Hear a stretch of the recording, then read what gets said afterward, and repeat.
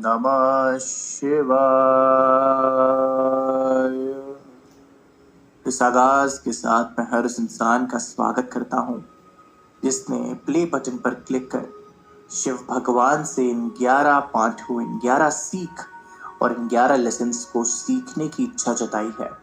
मैं राज की जुबानी स्वागत करता हूँ आपका इस सत्र पर, जहां पर हम भोले बाबा, महाकाल, त्रिनेत्र और शिव शंभु यानी कि स्वयं शिव भगवान के दिए हुए मार्गदर्शन को जानेंगे और अपने जीवन में उन्हें उतार कर अपने जीवन का कल्याण करने की कोशिश करेंगे।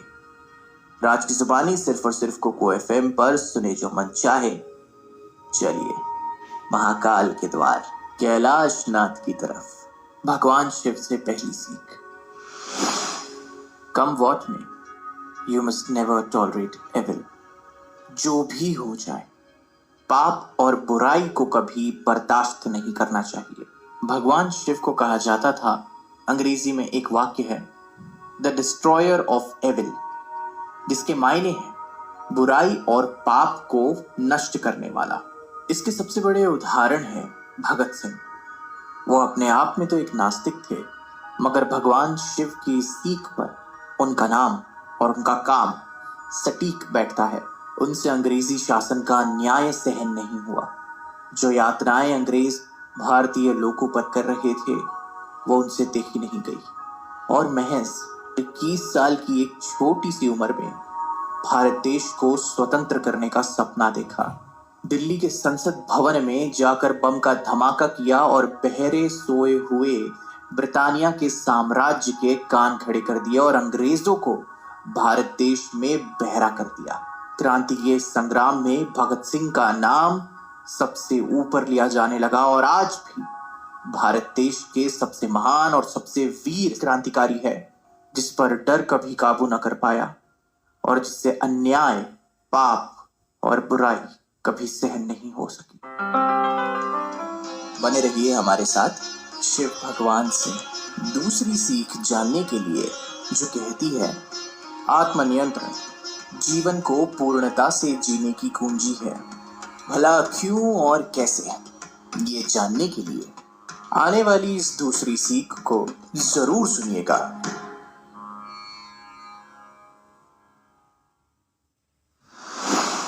भगवान शिव से दूसरी सीख, self control is the key to living life to the fullest. आत्मनियंत्रण जीवन को पूर्णता से जीने की कुंजी है। वो इसलिए क्योंकि एक अनियंत्रित मन आपको विनाशकारी जीवन जीने के लिए प्रेरित कर सकता है। जब आप अपना फोकस खो देते हैं और अपनी इच्छाओं और व्यसनों के शिकार हो जाते हैं, तो आप अपनी जंग, अपनी लड़ाई नहीं जीत सकते। इसीलिए अपने दिमाग को अपने लक्ष्यों यानी कि अपने टारगेट के साथ साथ दिल से भी जोड़ कर रखना बहुत आवश्यक है। एक अनियंत्रित मन न कभी किसी का हुआ था और ना ही कभी किसी का होगा। जिसका अपने आप पर काबू नहीं, अपनी इंद्रियों पर काबू नहीं, उसका अपने जीवन पर कैसा काबू। कितने ही उदाहरण हैं हमारे सामने, जिनके पास सब कुछ होते हुए भी उन्होंने सब कुछ गवा दिया सिर्फ एक चीज के चलते, और वो थी उनका अपने आप से खुद पर काबू ना कर पाना। हाल फिलहाल में ही एक बढ़िया सी टेलीविजन सीरीज आई थी जिसका नाम था द 1992 स्कैम, जो हर्षद मेहता के जीवनी पर आधारित थी। सभी ने वो सीरीज देखी। हमने उस खेल से, हमने उस चलचित्र से ये सीखा कि करना माया का अभिमान, करना काया का अभिमान, कि काया छूट जाती है संग माया को भी ले जाती है। इसलिए जितना है उतने में संपन्न रहना सीखे और की मेहनत करे, मगर कभी भी अपने व्यसनों का गुलाम ना बने। खुश रहना सीखे। बने रहिए हमारे साथ शिव भगवान से तीसरी सीख जानने के लिए, जो कहती है शांत रहे और अपने काम में मस्त रहे। भला क्यों और कैसे, ये जानने के लिए तीसरी सीख को जरूर सुनिएगा।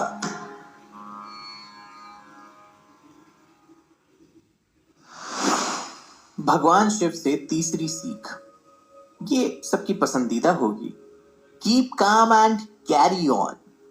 शांत रहे और अपने काम में मस्त रहे। वैसे मैं आपको ये बता दूं कि शिव भगवान को महायोगी कहा जाता है। उन्होंने ब्रह्मांड की भलाई के लिए घंटों ध्यान लगाया था। उनके मन की शांत स्थिति केवल अत्यधिक कारणों से परेशान थी, लेकिन वह हमेशा ध्यान की स्थिति में ही होते थे। इस प्रकार इस तथ्य को उजागर करते हुए कि किसी समस्या को सुलझाने के लिए आपके मन का शांत होना वास्तव में सबसे अच्छी रणनीति है।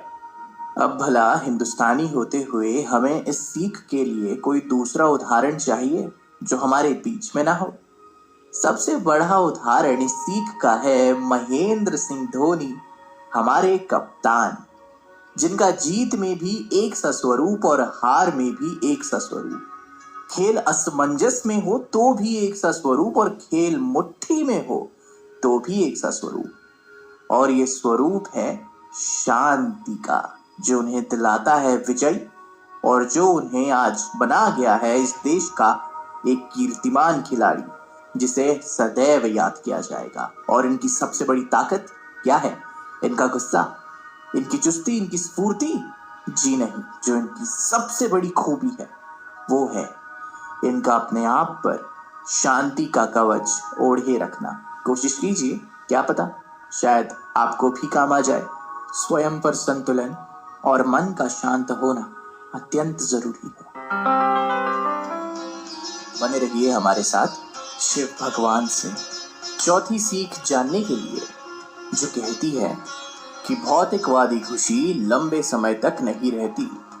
भला क्यों और कैसे, ये जानने के लिए चौथी सीख को जरूर सुनिएगा।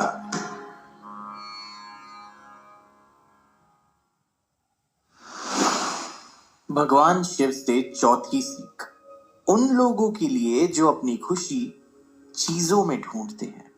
Materialistic happiness never stays for long bye.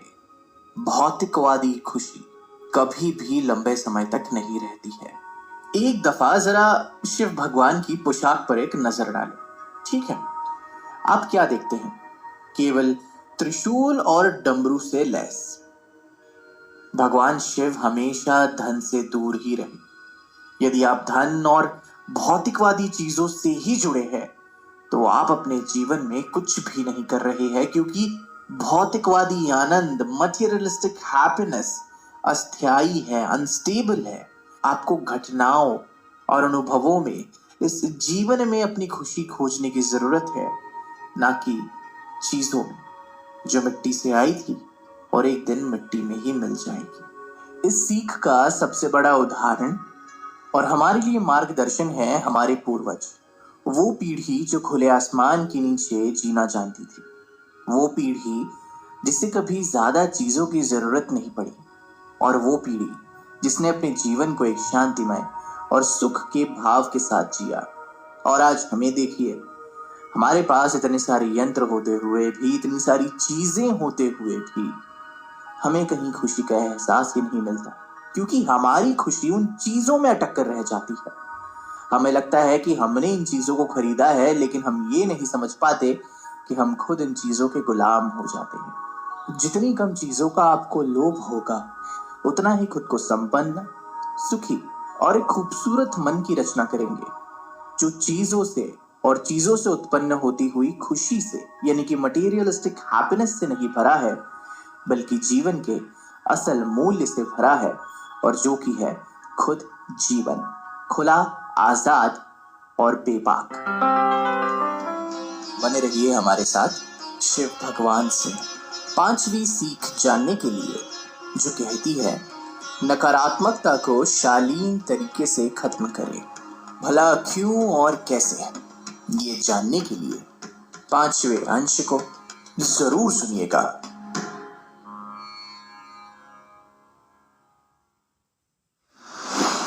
भगवान शिव से सीख नंबर 5। You must learn how to suppress negativity gracefully. नकारात्मकता को इनायत, एक शालीन और आसान तरीके से दबाए और खत्म करे।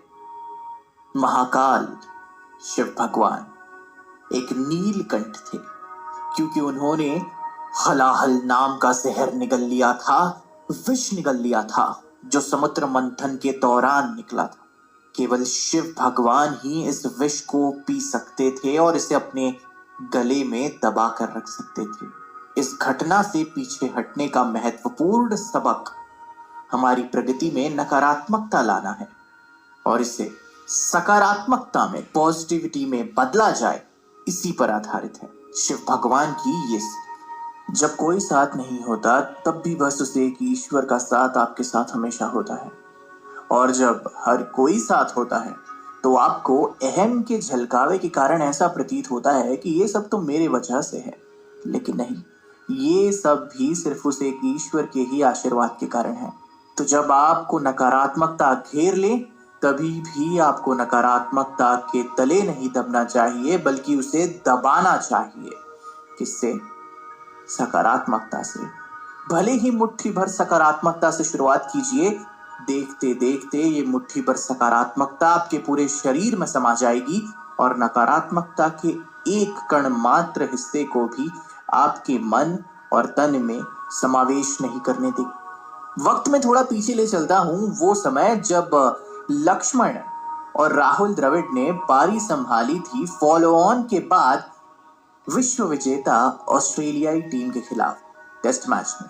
सभी को लगा था कि भारत तो ये खेल मुंह की खाएगा, लेकिन भरोसा, विश्वास और एक पॉजिटिव अफर्मेशन हमें जीत दिला गया लक्ष्मण और राहुल द्रविड़ के बल्लेबाजी के बदौलत।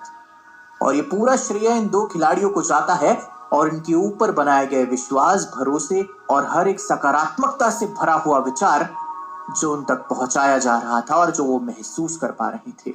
हर एक भारतीय क्रिकेट टीम फैन की गूंज से जो उस वक्त स्टेडियम में मौजूद थे, और वो फैन भी जो टीवी सेट पर घर पर होते हुए भी उनसे अपनी आस लगा रहे थे और अपनी ऊर्जा उन तक पहुंचा रहे थे।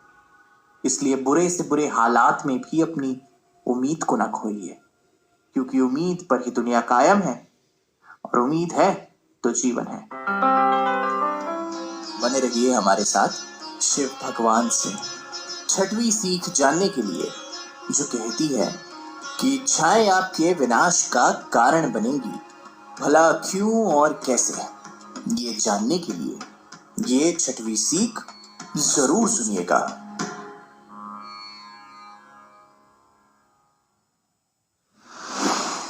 भगवान शिव से छठी सीख। Desires lead to obsessions and obsessions lead to destruction. इच्छाएं एक सन की जुनून की ओर ले जाती है और ये सनक से भरा हुआ जुनून आपके विनाश का कारण बनता है। क्योंकि शिव भगवान इच्छाओं से मुक्त थे, महाकाल ने कभी भी चीजों पर ध्यान नहीं दिया। यह तथ्य है कि इच्छाएं हमेशा जुनून की ओर ले जाती है, और अगर हम उन्हें ना पा सके, ना प्राप्त कर सके, तो ये बदले में हमें आत्मविनाशकारी बनाने का काम कर सकते हैं।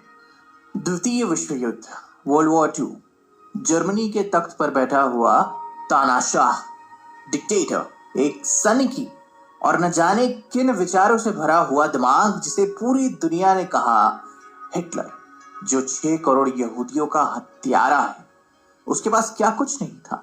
जर्मनी उस वक्त के दौरान काफी प्रगतिशील देश था।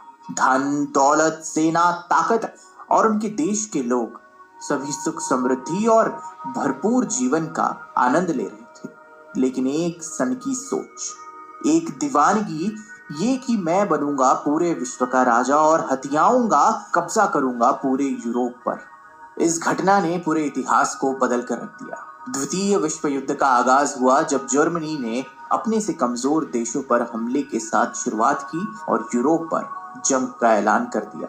हुआ क्या? जर्मनी का सर्वनाश और हिटलर की आत्महत्या। मगर इस सब के पीछे कितनी जानें गई? करोड़ों। ऐसी मासूम जानों का हत्यारा एक सनकी, दीवानगी से भरा इंसान था, जिसे लोगों ने भगवान की तरह पूजा और जिसके एक पागल जज्बे ने कि पूरी दुनिया पर उसका राज होगा, नाजी शक्ति का नाम होगा, पूरे जर्मनी देश को ले डूबा और वहां की सभ्यता को भी। बने रहिए हमारे साथ शिव भगवान से 7वीं सीख जानने के लिए, जो कहती है कि अपने साथी का सम्मान करिए, भला क्यों और कैसे। ये जानने के लिए आने वाली शिव भगवान से 7वीं सीख को जरूर सुनिएगा।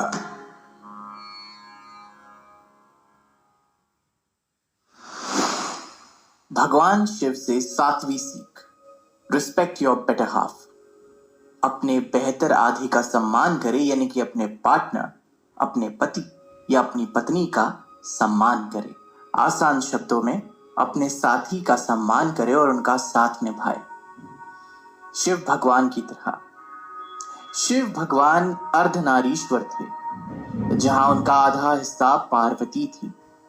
उन्होंने पार्वती मां के साथ अत्यंत सम्मान और देखभाल का भाव रखा। वह उनकी शक्ति थी और उन्होंने उन्हें वो महत्व दिया जिसकी वह हकदार थी, और जो आम जिंदगी में हमारी भी जिम्मेदारी बनती है अपने साथी की तरफ। मेरे हिसाब से इस देश में इस सीख के लिए सबसे बड़ा उदाहरण है इन्फोसिस के कर्ता धर्ता नारायण मूर्ति और उनकी पत्नी सुधा मूर्ति, जिन्होंने एक दूसरे को विश्वास, सम्मान और हर कदम पर एक दूसरे का साथ निभाया है। बस यही कारण है कि आज ये दोनों अपने आप में किंवदंती है और एक ऐसी पति पत्नी की जोड़ी है जिनसे हर चीज सीखी जानी चाहिए, जो आपको जिंदगी में केवल आगे ही लेकर जाएगी। अपनी पत्नी का सम्मान करें, अपने पति का सम्मान करें। बने रहिए हमारे साथ शिव भगवान से 8वीं सीख जानने के लिए, जो कहती है कि अपने अहंकार और गर्व को नियंत्रित रखें, भला क्यों और कैसे। ये जानने के लिए 8वीं सीख को जरूर सुनिएगा।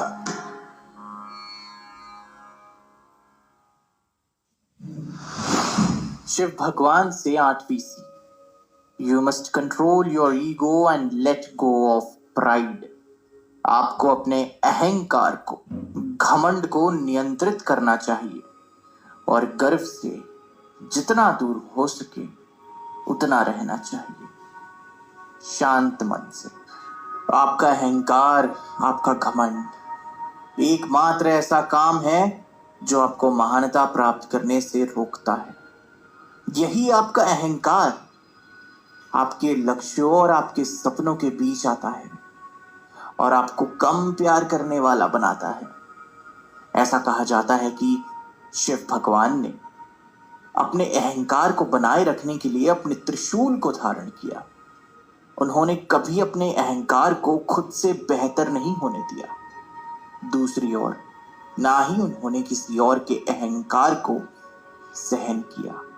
अब उदाहरण की हम बात तो करेंगे, लेकिन उससे आपको बस एक ही समझ ये मिलेगी कि अहंकार इतना बड़ा शत्रु है कि उसने शिव भगवान के परम भक्त तक को नहीं छोड़ा और उसे अपने मौत के द्वार तक पहुंचाया। शायद आप समझ ही गए होंगे कि मैं यहाँ किसकी बात कर रहा हूं। लंकाधिराज परम शिव भक्त दशानन रावण, जिसके पास इतनी ताकत, इतना ज्ञान, इतना पांडित्य और स्वयं शिव शंभू का आशीर्वाद था, आखिर अहंकार ने उसे भी मिट्टी में मिला ही दिया। अपने अहंकार के नशे में धुत होकर उसने ये ना जाना कि वो जो कर रहा है वो अधर्म के पक्ष का कार्य कर रहा है, और परम शिव भक्त होने के बावजूद और स्वयं महाकाल का वरदान होने के बावजूद आखिर अहंकार ही दशानन रावण के विनाश का कारण बना। बने रहिए हमारे साथ शिव भगवान से 9वीं सीख जानने के लिए, जो कहती है कि किसी भी चीज को करने से पहले उसके बारे में पूरा शोध करें, भला क्यों और कैसे। ये जानने के लिए 9वीं सीख को जरूर सुनिएगा।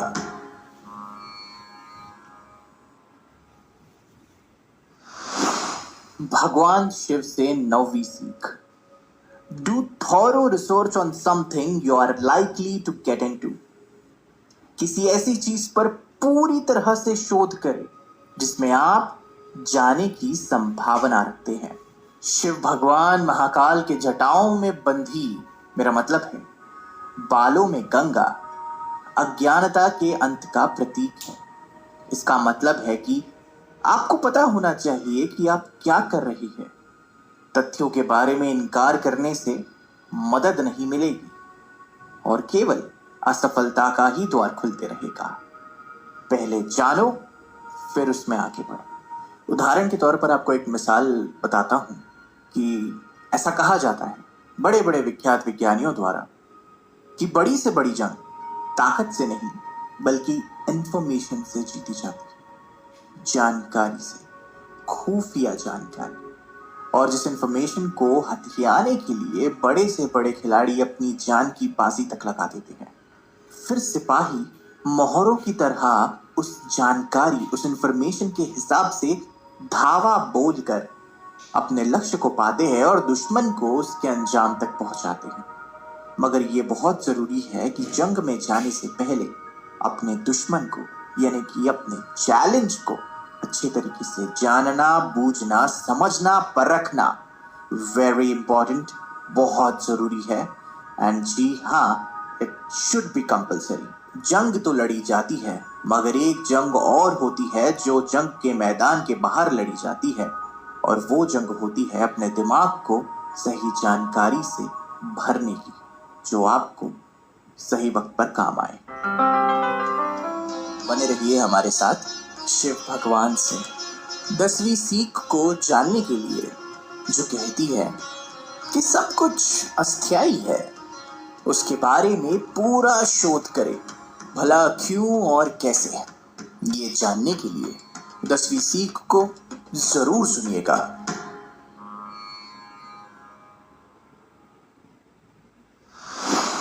भगवान शिव से 10वीं सीख। Understand that everything is temporary. ये समझे कि सब कुछ अस्थायी है। जो आज है कल वो नहीं, परसों शायद ही सही। जो महायोगी होते हैं वो इस मोह माया के जाल में नहीं आते हैं। ये जानते हैं कि जीवन अकाल्पनिक है, इमेजिनरी, और जो आज होता है वो हमेशा के लिए होने वाला नहीं है। समय बदलता है और हम भी वक्त के साथ बदलते रहते हैं। और फिर आखिरकार महायोगियों में सबसे आदि योगी है हमारे शिव भगवान। तो समझिए कि जीवन में जो आज है वो शायद कल नहीं होगा, because nothing is permanent and everything is temporary. अब इसका मैं क्या ही उदाहरण दूं। आपने ये बात पिछली दफा भगवत गीता के दौरान भी जानी थी, एक सीख के रूप में, और ये इंसानी जिंदगी की असलियत है।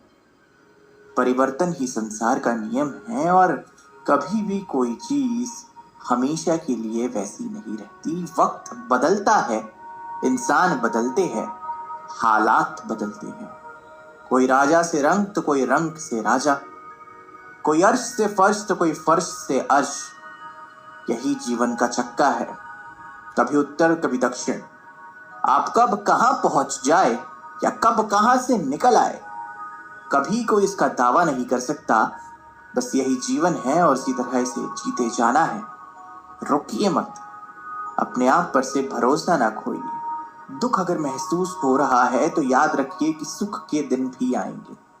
बस चलते रहिए, और जिस जिस कदम के साथ आप चल भी रहे हैं ये भी याद रखना कि आपकी दिशा बदल रही है और आप रास्ते में आगे बढ़ रहे हैं, और हर कदम आप अपने आप तक को बदल रहे हैं।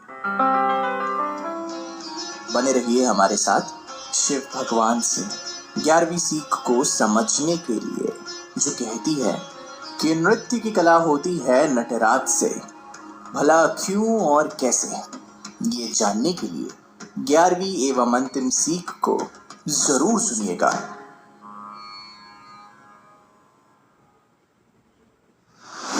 शिव भगवान से 11वीं सीख। वैसे ये सीख तो सभी बच्चों को और सभी एंथुजियास्टिक डांसर्स को पसंद आएगी, क्योंकि ये सीख सिखाती है आपको नाचने की कला, डांस करने की कला, और अगर शिव भगवान की आराधना में कहा जाए तो शिव तांडव।